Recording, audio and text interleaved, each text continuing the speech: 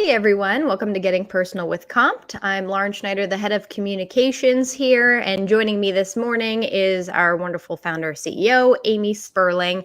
We have a couple of things that we want to talk about, especially because we saw a couple of interesting articles recently coming out of like CNN, Wall Street Journal, that I think really speak to the struggle that a lot of HR teams are facing, finance teams are facing, employees are facing. And all of that's important if we're going to build a more human experience at work. So I want to dive right in. Amy, the first article that I want to talk about was the CNN article about labor hoarding. So apparently, I guess hiring and layoffs have sort of scaled back to ride out whatever impending storm is coming. But like, what are your thoughts on the labor market as it relates to the economy right now? So we can talk high level and then dive deeper. I mean, it's interesting. Inflation's coming down. So all the interest rate hikes have been working, if you look at economic indicators, which means hopefully we're through some of the layoff piece of what's happening. I don't know that it's actually done when it comes to tech. I think that there's some other indicators that say we're not done with layoffs and that there's more, winter to come on this one, unfortunately. When you see VC funds that aren't getting as filled as they thought they were going to be, that has a downstream impact of who's going to get funding next, and then, how many people you can hire. But I think that's a small portion based on, if you count human beings, of our overall labor in this country. And so where I think there's some interesting labor hoarding happening is outside of tech, where folks are trying to figure out, all right, it's low unemployment. How do I keep folks in the seat? And, if I've got enough cash, how do I ride this out? Because we know we're in a down market, but we know we're going to come out of it because it's a cycle. And so how do I keep the really good folks and not pare all the way down like we did in 2008? And so managing cash a little bit differently so that coming out of this, you can take off, which is kind of an interesting concept. So I was digging a little bit deeper into this article and looking at some of the data that it was kind of unpacking. And I found that the Bureau of Labor Statistics found that the majority of industries have actually recouped losses and have returned to or exceeded like pre-pandemic employment levels, which is interesting because we always see the headlines like great resignation, quiet quitting, like everyone, like everything's on fire. Yeah.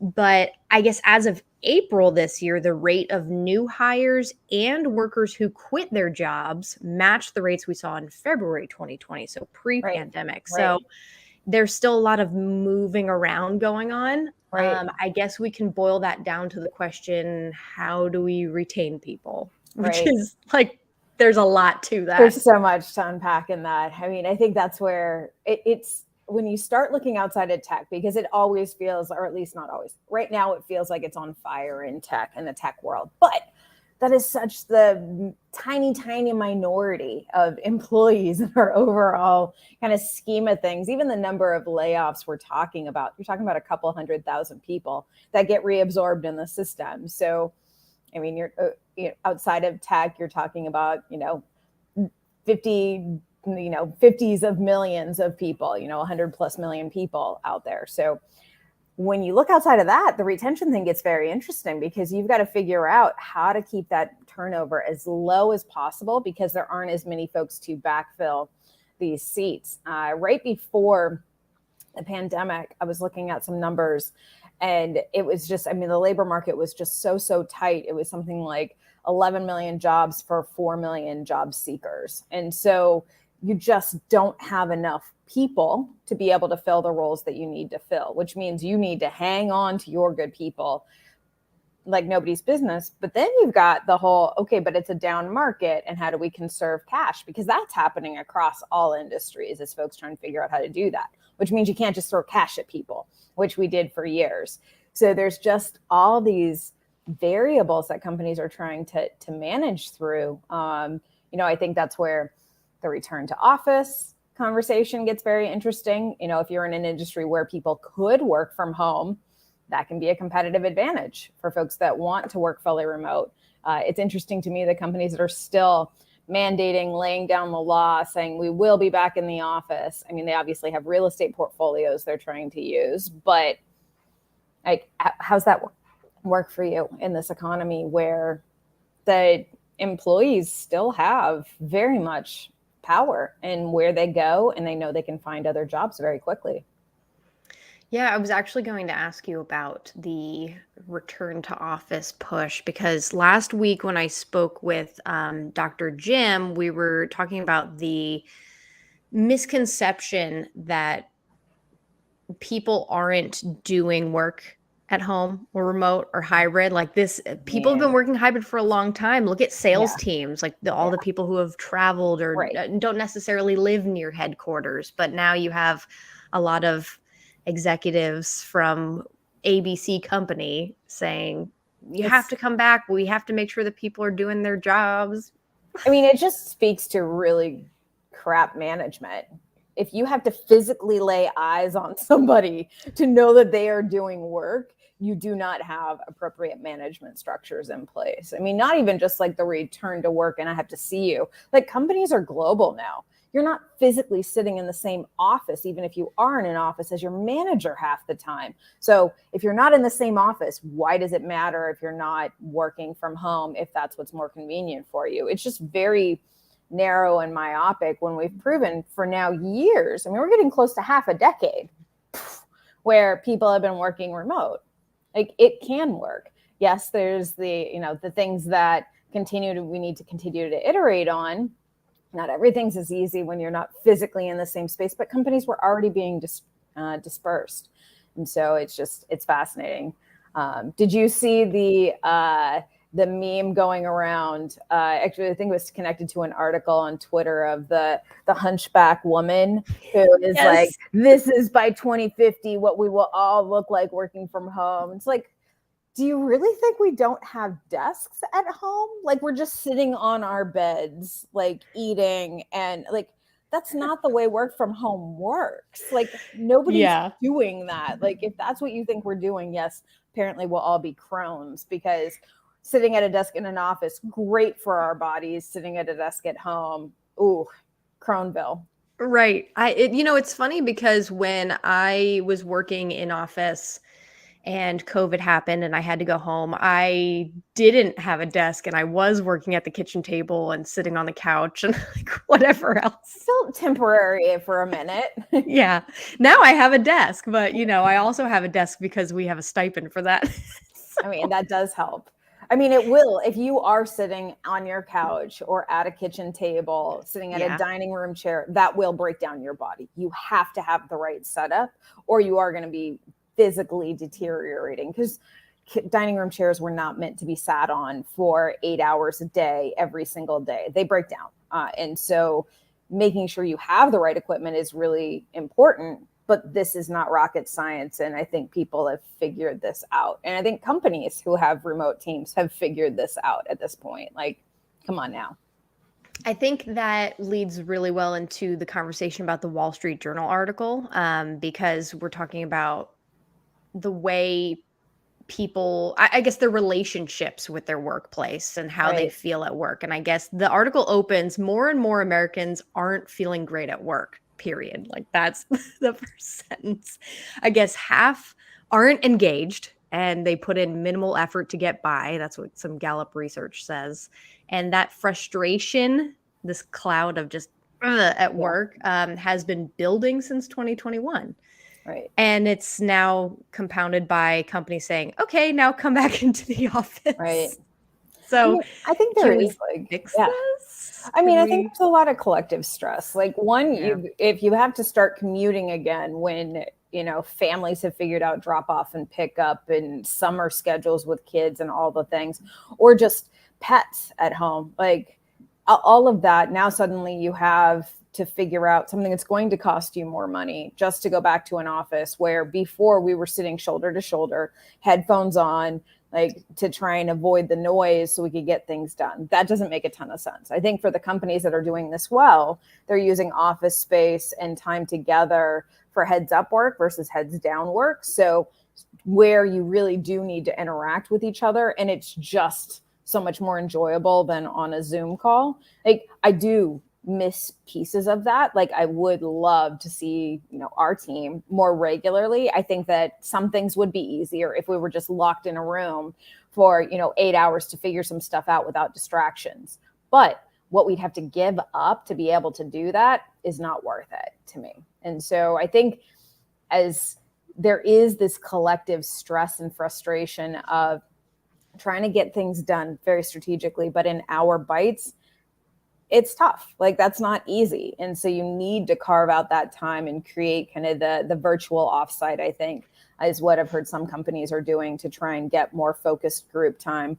We did it with the sales team. I worked with the sales team a couple weeks ago where it was like, look, trying to tackle this new proposal we're doing, in half-hour chunks is never going to happen. Like, Zoom on, like, here's what we're going to tackle, check back in. And it just helped get us through something that would have taken us weeks to accomplish otherwise. So I think it's just rethinking the way companies approach it, rethinking communication.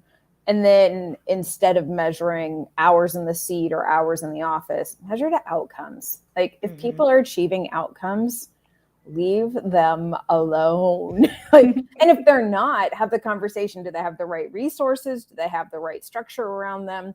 Are they distracted? Some people do not work well in fully remote environments. Don't have those folks in a fully remote environment. Like, it really stresses some people out to not be around people. Like, right. You've got different types of environments and different people thrive in them.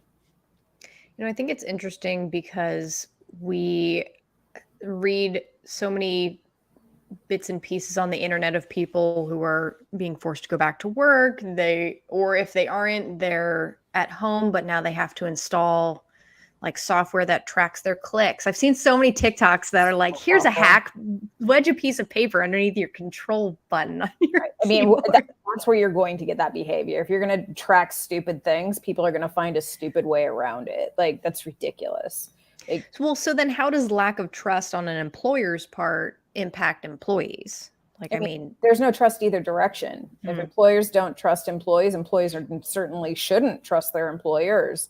Like, you've just got a pretty toxic culture. When you trust that people are doing what they need to do and you are measuring to outcomes, like you do, it's not like you're just like, oh, I hope that you magically get things done. Like, you work with your team, but when you trust that they understand what they need to get done, you've worked with them, you've set the right parameters in place for what needs to be accomplished by what time frame, you measure the outcomes. It's so much easier. It's so much less headache and monitoring and policing employees. And it's just like, I don't want to go back to that. That's awful.